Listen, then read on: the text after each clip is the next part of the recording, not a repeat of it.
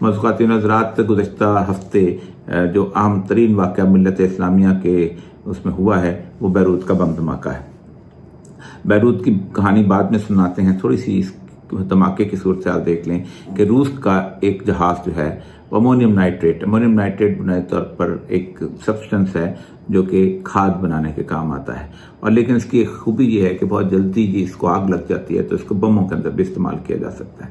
तो वो लेके वो जा रही थी मोज़म्बिक, तो रास्ते में उसके कुछ मालूम मुश्किलात पैदा हुए, तो बैरूत पे जब रुकी है तो कुछ देर रुकने के बाद उसका मसला ये हुआ है कि वहाँ पर बैरूत में उसको डैमरेज जिसे कहते हैं किराया पड़ना शुरू हुआ, और वो किराया अदा नहीं कर रही थी। तो बैरूत के हुक्काम ने कहा कि इसको आप यहाँ से ले जाएं, ये एक फ्लोटिंग बम है। तो उन्होंने अदालत में उसको कहा कि बताएं इसको क्या करें वरना तो यहाँ उड़ जाएगी बंदरगाह। उसका नतीजे में ये हुआ कि अदालत में वो लोग भी पहुंच गए, और जैसे हमारी अदालतों का काम होता है तो ये कुछ 7-8 साल से ये वहां उन्होंने कहा कि एक स्टोर में इसको स्टोर कर दो, फैसला नहीं हो पा रहा था। ये एक चीज वहां पड़ी हुई थी, और इसके बाद इसको जो धमाके से उड़ाया गया है उसके बाद 2 बुनियादी काम हुए हैं जो कि 2006 की जो लड़ाई थी उससे भी ज्यादा बैरूत को नुकसान पहुंचा है। पहली बात तो यह है कि बैरूत के अंदर तकरीबन 40-45 लोग जो हैं वहाँ रहते हैं, लाख लोग रहते हैं, और 1,80,00,000 के करीब लोग जो हैं वो बैरूत के वो दुनिया से बाहर होते हैं, वहाँ से पैसा भेजते हैं। इसीलिए ना बैरूत में कोई गला उगता है ना कुछ और सब्जी उगती है, सब कुछ वो बाहर से मंगवाते हैं। वहाँ सिर्फ जैतून के दरख्त होते हैं या फल होते हैं, अंजीर होती है, और वो लोग जो हैं उसको बेचते हैं। ज्यादातर दारोमदार उनका बाहर से गला आने का है। 22-23 बिलियन डॉलर जो है वो वहाँ से भेजते हैं। तो उसके साथ साथ तकरीबन गले का जो स्टोर था वो भी वहां पर मौजूद था, और वो गले का स्टोर भी उड़ गया, 85% गला जो है वो खत्म हो गया। और साथ ये हुआ है कि बैरूत की बंदरगाह भी खत्म हो गई है। अब बैरूत अगर कहीं से अपने लिए खुराक मंगाना चाहता है तो सिर्फ 2 बंदरगाहें हैं जिनसे वो ले सकता है। एक तो इसराइल की हीफा की बंदरगाह है, और एक शाम की लताकिया, तो उसको वहां से उन पर डिपेंडेंट होना पड़ेगा, और जहाज के जरिए तो उस तरह का गला और सारा कुछ आ नहीं सकता। बैरूत काफी अरसे से तकरीबन 2006 के बाद से मुकम्मल तौर पर हिजबुल्लाह की वजह से ईरान का एक जरगमाल मुल्क बना हुआ है, हिजबुल्लाह का जरगमाल बना हुआ है। अब 2006 की लड़ाई के अंदर भी हुआ ये था कि पूरे का पूरा लेबनान जो है उसके अंदर हिजबुल्लाह जो थी, जब वो उसका इसराइल के साथ उनकी लड़ाई शुरू हुई तो हिजबुल्लाह तो ठिकाना पे मामून महफूज रही, लेकिन उन्होंने पूरे का पूरा बैरूत जो है वो तबाह बर्बाद कर दिया, खसो खाशाक का ढेर बना दिया। उसकी मशहूर तरीन वो बात से आती है कि एक पुल रहता था, तो अल जजीरा का एक साफी जो है वो वहाँ पहुंचा, सैटेलाइट की उसकी वैन साथ थी, उसने कहा पूरा बैरूत तबाह हो गया, अब सिर्फ एक पुल बचा है, इसी से मशरक और मगरब के दरमियान जो है आपस में आमदोरफ्त है। वो वहां से गया और 5-6 मिनट के बाद जो है वो उसको गिरा दिया गया। उसके बारे में बैरूत के जो लोग हैं, खुसूसन साद रेडी और इस तरह के साथी जो कहते हैं कि बुनियादी तौर पर यह साजिश हमारे खिलाफ की गई थी, क्योंकि जिस वक्त दुबई के अंदर इन्वेस्टमेंट जा रही थी तो उसके बाद उन्होंने सोचा कि कौन सा मुल्क है जो दुबई को कम्पीट कर सकता है, तो बैरूत था। दर बात है तायुश अय्याशी का अड्डा चाहिए होता है, तो बैरूत में चूंकि अरबी की सूरत हाल भी उतनी ज्यादा है और वो बोलते शोलते वही अरबी हैं, जुबान भी खूबसूरत लोग हैं, तो वहाँ एक तहजीब भी बहुत जबरदस्त है, तो इसलिए अरब जो है वो वहीं अय्याशी करने आते थे। तो अगर दुबई में अगर ये मौजूद रहता तो दुबई ना चलता, तो बैरूत को पहले तबाह करना जरूरी था, इसलिए बैरूत को तबाह कर दिया गया। ये तो एक बुनियादी थ्योरी है, हो सकता है गलत भी हो, लेकिन बहरहाल किसी न किसी हद तक प्लॉजिबल लगती है, क्योंकि उसके बाद फिर रूट शुरू हुआ है दुबई का, और दुबई में दुनिया जहान वहाँ पहुंचना शुरू हुआ है, और यहूदियों का सरमाया और ईसाइयों का सरमाया और यूरोप का सरमाया सब वहाँ आ गया, और एक हब ऑफ कल्चर एंड तायुश और नाइट लाइफ और सब कुछ वहां पर बन गया। तो बैरूत जब 2006 में तबाह हुआ था तो उस वक्त अभी तक हिजबुल्लाह इस हद तक उसकी पॉलिटिक्स में नहीं आई थी, तो इसलिए तमाम अरब ममालिक ने बैरूत की मदद की थी, और बैरूत सिर्फ 6 महीने के अंदर अंदर ही बेहतरीन शहर बन गया था, और बल्कि पूरे का ऐसा लगता था कि दोबारा जैसे एक दुल्हन की तरह सज गया। मैं 2011 में गया हूं बैरूत के अंदर, तो मैंने देखा उनका जो वॉल सिटी का इलाका है उसकी जो फूड मार्केट उन्होंने बनाई थी खूबसूरत, ऐसे लगती थी कि जैसे फैज जो है मोरक्को का उन्होंने रिस्टोर उसको किया हुआ है, या क्यूबेक का जो इलाका है उसको किया हुआ है, या कोलोन जो जर्मनी में किया, इस तरह के शहरों में से लगता था। लेकिन उसको इस मामले के अंदर हुआ यह है कि ये तबाह बर्बाद हुआ है, तो अब जो है बैरूत के पास तो खाने के लिए कुछ नहीं बचेगा। गुज़श्ता तकरीबन 6-7 महीने से बैरूत में डबरोटियों का काल था, क्योंकि गंदम मंगाने के लिए बैरूत के पास पैसे नहीं थे।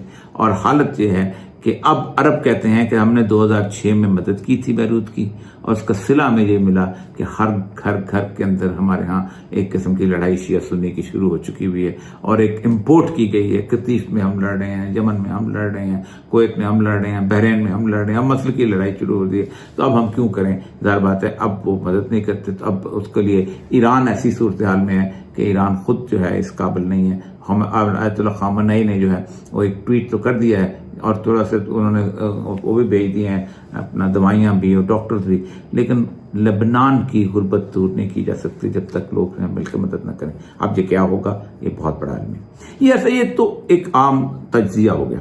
लेकिन ऐसा क्यों होता है? पहली बात तो ये है कि जो लोग रसूलुल्लाह सल्लल्लाहु अलैहि वसल्लम की हदीस और कुरान पाक के हिसाब से मामलात को गौर करना और समझना चाहते हैं, उनके ज़हन में एक बात रहनी चाहिए कि कुरान पाक का जोग्राफिया और मौजूदा नेशन स्टेट्स का जोग्राफिया मुख्तलिफ है। और नेशन स्टेट बनाई इसलिए गई थी कि वो जोग्राफिया जो इल्हामी किताबों के अंदर जो पुरानी इंसानी तहजीब और तारीख के अंदर मौजूद था उसको ख़राब किया जाए। तो उसके अंदर जो शाम है वो बेसिकली 4 ममालिक का मजमूआ है। आज का मौजूदा शाम, उर्दन, इसराइल और फ़लस्तीन दोनों एक ही मुल्क हैं, और लेबनान। और 1920 तक ये इलाका जो था ये मुसलमानों का, खुसूसन 600-700 साल जब सलाहुद्दीन अय्यूबी ने बैतुल मक़दस में जब दाखिल हुआ है 1100 कुछ में, तो उसके बाद से ये जो इलाका है ये मुसलमानों की एक बुनियादी, जिसे कहते हैं अहम तरीन जगह थी और तहजीब की अलामत रही है। लेकिन इस पर शुरू ही से नजरें थी। आप हैरान होंगे कि बैरूत में जो अमेरिकन यूनिवर्सिटी है ये 1866 में बनी है, 1800। उस वक्त अमेरिका अभी जो है इस काबिल भी नहीं था कि आलमी सियासत के अंदर दखल अंदाजी करे। बड़ी मुश्किलों से उन्होंने इंग्लैंड से आज़ादी हासिल की थी 1777 में, जंगें लड़के, और फ्रांस ने उनकी मदद की थी, तब जाकर उनको आज़ादी मिली थी। इसलिए ये जो बहुत बड़ा जो स्टैच्यू ऑफ लिबर्टी है ये फ्रांस ने अमेरिका को तोहफा में दिया था कि तुमने इंग्लैंड को शिकस्त दिया और हमारे दुश्मन को शिकस्त दी। उस वक्त चूंकि वहाँ यहूदी लॉबी पहुंच चुकी हुई थी तो उन्होंने वहां पर अमेरिकन यूनिवर्सिटी बनाई, और आज जो इसी के नजदीक जो है इसी बम का धमाका हुआ। 1920 में जब खिलाफत उस्मानिया का ज़वाल हुआ है तो आपको इल्म होगा, मैंने बहुत दफ़ा इसका जिक्र भी किया है कि शरीफ मक्का को उन्होंने कहा था कि तुम हमारा साथ दो अरबों की हुकूमत कायम करने के लिए, तो हम तुम्हें बहुत नवाजेंगे। और दूसरी तरफ 1916 में उन्होंने यहूदियों से वादा किया था कि तुम साथ दोगे तो हम तुम्हें फ़लस्तीन में आबाद करेंगे। तो जब ये पूरा इलाका उन्होंने खिलाफत उस्मानिया का ले लिया तो इसके अंदर जो फ़लस्तीन का इलाका और उर्दन का इलाका ये तो चला गया बरतानिया के पास, लेकिन शाम का इलाका जो है ये चला गया फ्रांस के पास और इराक बरतानिया के पास। तो उन्होंने सबसे पहले तो ये काम किया कि उसको शेख मक्का को कहा कि पूरा अरब तो नहीं देंगे, वो चाहता था अरब का बादशाह बनना, तो उन्होंने तो नेशन स्टेट्स बनानी थी, तो उन्होंने उसको तकसीम कर दिया। और उन्होंने उर्दन का जो इलाका है इस इलाके को जो अरब शुमाली अरब का जो इलाका है उसके अंदर उन्होंने अब्दुल्ला को, जो कि मौजूदा अब्दुल्ला का दादा था, उसको रखा और शाम में फैसल को भेज दिया। तो शाम में फैसल जब पहुंचा तो फ्रांसीसियों ने कहा कि हम तो इसको कबूल नहीं करते, आपका मायदा बालफोर जो है वो यहूदियों के साथ है, हम तो नहीं मानते, या शरीफ मक्का के साथ आपने मायदे किए थे, हम नहीं मानते। इसको उन्होंने वापस ट्रेन से भेज दिया, तो उसको इराक का सरबराह बना दिया। लेकिन शाम के इलाके को एक मंसूबे के तहत उन्होंने तकसीम करना शुरू किया, खसूसी तौर पर फ्रांसीसियों। एक तो ये था कि शाम का मौजूदा मुल्क जो है इसके अंदर उन्होंने अलवियों और दरूजियों को स्टैब्लिश किया, और जो कि 10-15% थे, लेकिन उसको मुख्तलिफ सुन्नी पॉपुलेशन के ऊपर किया। ये वो लोग थे जिनको शिया भी काफिर समझते हैं, क्योंकि अलवी और दरूजी वो लोग हैं जो सैयदना अली रज़ी अल्लाह तआला अन्हु को अल्लाह मानते हैं और कहते हैं उनके अंदर अल्लाह हुलूल कर चुका है। और बहुत सारी चीज़ें हैं कि जो अन्य ऐसी हैं जिसकी वजह से उनके कुफ्र के पुराने फतवे हैं। जैसे हमारे यहाँ कादियानियों के यहाँ क्या है कि वो बेसिकली दायरे इस्लाम से खारिज हैं, वैसे शिया जो हैं वो अलवियों और दरूजियों को भी दायरे इस्लाम से खारिज समझते हैं। और दरूजियों को तो री इनकारनेशन के और बहुत सारे थ्योरी हैं जो कि वो वहाँ बहुत राइज हैं। तो दूसरा, उन्होंने लेबनान की पट्टी को बिल्कुल अलहदा कर दिया। इस पट्टी को अलहदा करने का बुनियादी मकसद ये था, एक तो ये इसराइल का पड़ोस था, और दूसरी बात यह थी कि इसके अंदर कम से कम 18 मुख्तलिफ मज़ाहिब मौजूद थे। यानी आप अंदाजा करें कि इसके अंदर ऑर्थोडॉक्स क्रिश्चियंस, जो ग्रीक ऑर्थोडॉक्स थे। इसके अंदर मैरोनाइट क्रिश्चियन जो कि रोमन कैथोलिक से रहते हुए बोले, इसके अंदर यहूदी रहते थे, इसके अंदर शिया रहते थे, इसके अंदर सुन्नी रहते थे, इसके अंदर अलवी रहते थे, इसके अंदर द्रूज रहते थे और बहुत सारे इस तरह के 18 मज़ाहब हैं जो यहाँ पर रहते हैं। तो 1920 में जब ये मुल्क जो है ये फ्रांसीसियों के कब्जे में आया है, तो फ्रांसीसियों ने सबसे पहले इसको जमहूरिया डिक्लेयर किया और फिर एक अनरिटन एग्रीमेंट है जो आज तक कायम है कि यहाँ पर एक पार्लिमानी जमहूरियत होगी जिसमें सदर जो है वो मैरोनाइट ईसाई होगा और वजीर आज़म जो है वो अपना सुन्नी मुसलमान होगा, स्पीकर जो है वो शिया मुसलमान होगा और उसके बाद डिप्टी स्पीकर जो है वो ऑर्थोडॉक्स ग्रीक क्रिश्चियन होगा और नायब वज़ीर आज़म जो है वो भी कैथोलिक हो सकता है या ऑर्थोडॉक्स क्रिश्चियन। और ये आज तक उनकी तकसीम उसी तरह जारी है। लेकिन इसको फर्स्ट वर्ल्ड वॉर और सेकंड वर्ल्ड वॉर के बाद, खासतौर से सेकंड वर्ल्ड वॉर जब इसराइल 1948 में बन गया है, तो इस मुल्क को उन्होंने अपना एक हब ऑफ द एक्टिविटी बना दिया था। CIA का सबसे बड़ा हेडक्वार्टर यहीं पर था, जिसको आपको याद होगा कि एक बहुत बड़े धमाके के साथ उड़ा दिया गया था 80s के अंदर किसी वक्त। तो इस मुल्क के अंदर 1975 से लेके 1990 तक 91 तक बल्कि एक बहुत बड़ी सिविल वॉर चली है, जिसके अंदर ईसाई मलेशिया, जिसके अंदर शिया अमल मलेशिया, जिसमें सुन्नी दूसरे तीसरे एक दूसरे के गले काटते थे कौमियत की बुनियाद में। ये लबनानी नहीं तो ये लबनानी है, लेकिन मसलक की बुनियाद पर उनको मुनज़्ज़म किया हुआ था। और इसी के बहाने शाम ने अपनी फौजें दाखिल की थी कि हम दरूज की और शिया आबादी की मदद करना चाहते हैं, और इसराइल ने फौजें दाखिल की थी कि हम ईसाई मलेशिया की मदद करना चाहते हैं। इसी दौरान में साबरा शतीला का वो वाक़या हुआ था और एरल शरून बाकायदा साबरा शतीला के कैंप के बाहर एक बहुत बड़ी मचान पर बैठा था और उसने वहां पर बमबारी की थी और 3-3.5 औरतें और बच्चे जो थे उनको मार दिया था, जो कि दुनिया का बहुत बड़ा मसला है। इसी दौरान शाम के दरूज मलेशिया के जुल्म जो थे वो सब चलते रहते थे। फिर उसके बाद यहाँ काम माफी का ऐलान हुआ और किसी न किसी हद तक दोबारा उसको ठीक हो गया। ईरान के इनकलाब के बाद 1979 के बाद यहाँ पर हिजबुल्ला को उन्होंने एस्टेब्लिश किया और हिजबुल्ला की सूरत हाल ये थी कि उनको इस जगह पे जो शिया थे उनको अमल मलेशिया को आगे मिला के सारा कुछ बाकी लोगों को इकट्ठा करके उनको फाइनेंस किया गया और उनको इकट्ठा किया गया और उन्होंने आके यहाँ पर हमास के साथ मिलके एक अपना चेहरा बनाया कि हम इसराइल से लड़ रहे हैं। 2006 के अंदर एक बहुत बड़ी मशहूर जंग हुई है जिसके बारे में लेबनान के जो सुन्नी मुसलमान हैं और साद हरीरी की जो कौम है, क्योंकि उसके वालिद जो है रफीक हरीरी को कत्ल किया गया था और वो भी खास तौर पे इसराइलियों ने खास तरीके से कत्ल किया था। शाम पे इल्ज़ाम लगा था, शाम वाले इसराइल पे लगाते हैं, लेकिन अभी इसका फैसला आना था जो नहीं आ सका। अक़वाम मुत्तहिदा ने भी जो इंक्वायरी की थी उसका भी कुछ खास उन्होंने नहीं निकाल सका, जैसे हमारे यहाँ बेनज़ीर भुट्टो की नहीं निकाल सके थे। तो वो कहते ये हैं कि दुबई जिस वक्त बनाया जा रहा था तो सारे लोग मिलकर बैठ गए और उन्होंने कहा कि दुबई उस वक्त तक नहीं चल सकता जब तक बैरूत जो है वो इतना आबाद और ज़बरदस्त किस्म का हब ऑफ द एक्टिविटी और नाइट लाइफ सारा कुछ मौजूद है। क्योंकि ज़ाहिर बात है अरबों ने ज़्यादा सियाहत करनी है तो अय्याशी के लिए भी करनी है और सियाहत भी करनी है तो कारोबार भी करना है। तो अय्याशी में सबसे अहम तरीन बात है कि आपको जुबान तो कम से कम आती हो, जिस बंदे के साथ आप एक रात गुजारते हैं। तो यहाँ पर लेबनान में उनको ये मसला नहीं था। फिर आबादी भी खूबसूरत थी, फिर उसके अंदर ऐसे लोग थे जो आज़ाद ख्याल भी थे और मुद्दतों से उनको आज़ाद ख्याल रखा गया था। तो सबसे पहले उन्होंने कहा कि इसको तबाह किया जाए। तो कहते ये हैं कि वो हिजबुल्लाह के हाथ में जो 2 सिपाही इसराइली आए हैं उनके सिपाहियों को उन्होंने बहाना बनाया और बैरूत पे हमला कर दिया और बैरूत को तबाह कर दिया। हिजबुल्लाह के ठिकाने तो जो हैं वो तो वहाँ के वहीं रहे, लेकिन बैरूत जो है वो राख का ढेर बना दिया गया। आप अंदाजा करें कि कोई एक जगह ऐसी नहीं थी जो बाकी बची हो। मशहूर वाक़या जो है वो मिलता है आपको कि एक अल जज़ीरा का बंदा जो था एक पुल के ऊपर आकर खड़ा हुआ और उसने कहा कि यहाँ सारे का सारा बैरूत तबाह हो चुका है, सिर्फ ये पुल बाकी बचा है। और जब नीचे उतरा तो 5 मिनट के बाद इसराइली तैयारी है तो उसको भी उन्होंने तबाह कर दिया। और वो कहते ये हैं कि जंग के दौरान में शेख अहमद यासीन को तो वो बेचारा व्हील चेयर पे था, उसको इसराइल ने शहीद कर दिया। लेकिन हिजबुल्लाह जो थे 2-2 लाख की 3-3 लाख की रैलियां करते थी और इसराइलियों के ऊपर कोई कुछ नहीं कहता था, लेकिन बैरूत तबाह कर दिया। ये उनका हिजबुल्लाह का अपना मसला है कि वो बनाए तो समझते हैं और कहते हैं कि बैरूत को इसलिए तबाह किया गया कि वहां पर शिया मौजूद थे, सुन्नी मौजूद थे और बैरूत हमारा हेडक्वार्टर था। लेकिन उसके बाद 2006 के बाद पूरे अरब ने उनकी मदद की थी और वो उसके बाद बहुत अच्छी तरह खूबसूरत एक शहर बन गया था।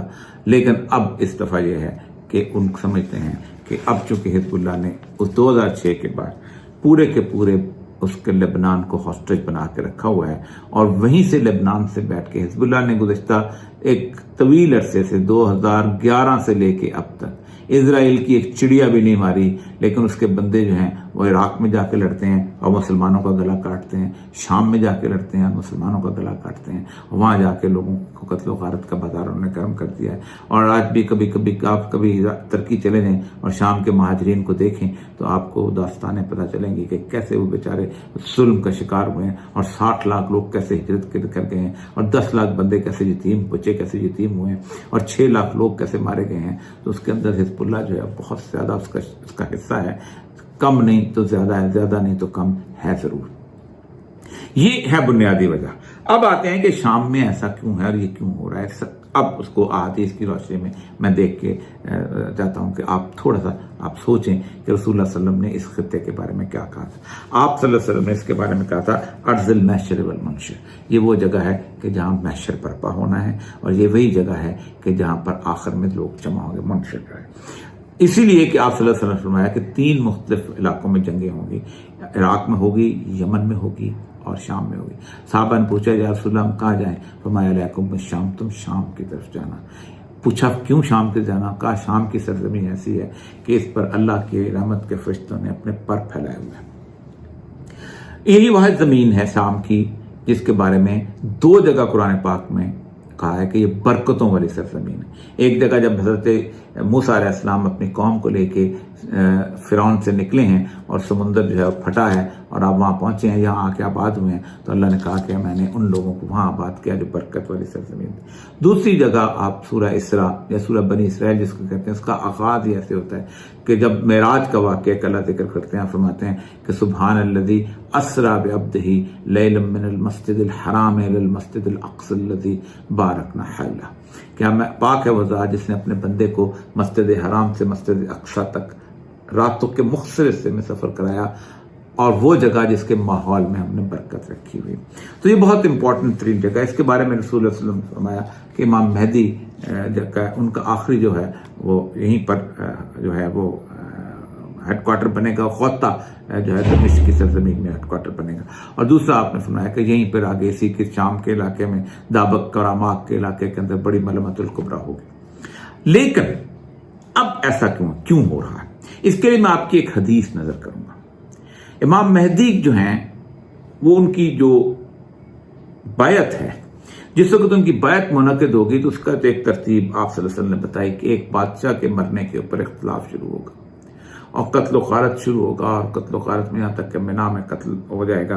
और आप सल्लल्लाहु अलैहि वसल्लम की मैं वो हदीस अगर आपको सुना दूं कि उस वक्त होगा कि एक आदमी की बायत हजर अस्वद मकाम इब्राहिम के दरमियान की जाएगी, और इस घर को नहीं हलाल समझेंगे, मगर यहाँ के रहने वाले जब वो इसको हलाल समझेंगे तो फिर अरबों की हलाकत का मत पूछें, फिर उसके बाद हफ्शा आएंगे वो इस घर को खराब। ये खास तौर पे मसनद अहमद की हदीस है, लेकिन जिस हदीस की तरफ मैं आपको लेके जाना चाहता हूँ, आप सल्लल्लाहु अलैहि वसल्लम आया कि जिस वक्त वो हजरत इमाम मेहदी जो हैं वो मदीना से निकलेंगे, और मदीना से निकल के जब यहाँ पहुंचेंगे तो उनकी वहां पर उसमें बैत की ली जाएगी जो हजर अस्वद के दरमियान।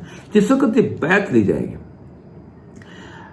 तो वो खुद नहीं चाह रहे होंगे, बल्कि लोग उनको पहचान लेंगे कि यही मेहदी हैं, और फिर शाम से अब्दाल आएंगे और भी हादीस हैं। लेकिन मैं सिर्फ उसकी एक अहम तरीन निशानी बताना चाहता हूँ।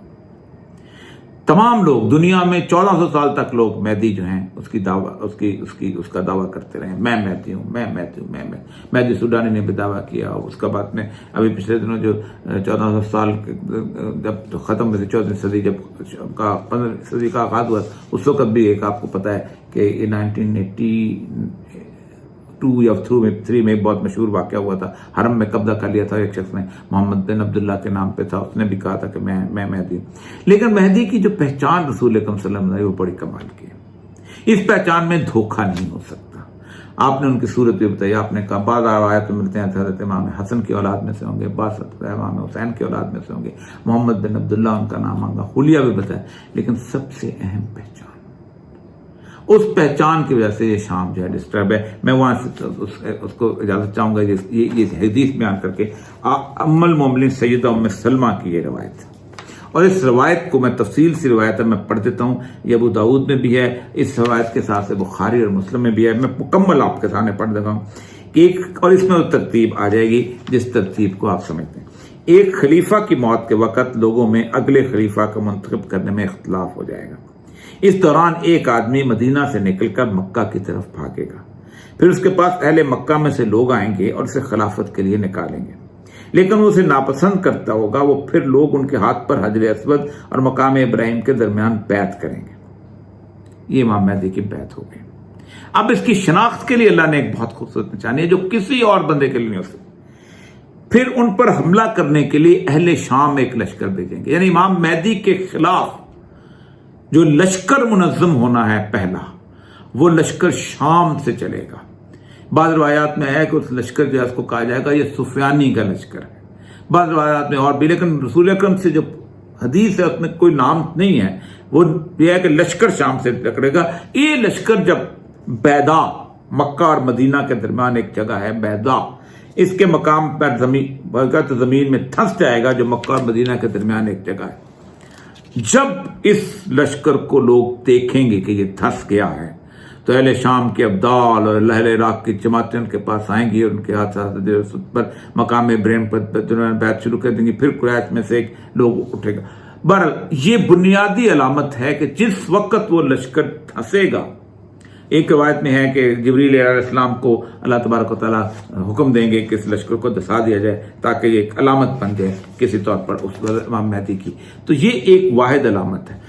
اس وقت جو یمن کی شام کی صورتحال ہے، وہ اس وقت وہ فورسز وہاں منظم ہو رہی ہیں کہ جنہوں نے سیدنا امام مہدی کے خلاف لشکر کو منظم کرنا ہے۔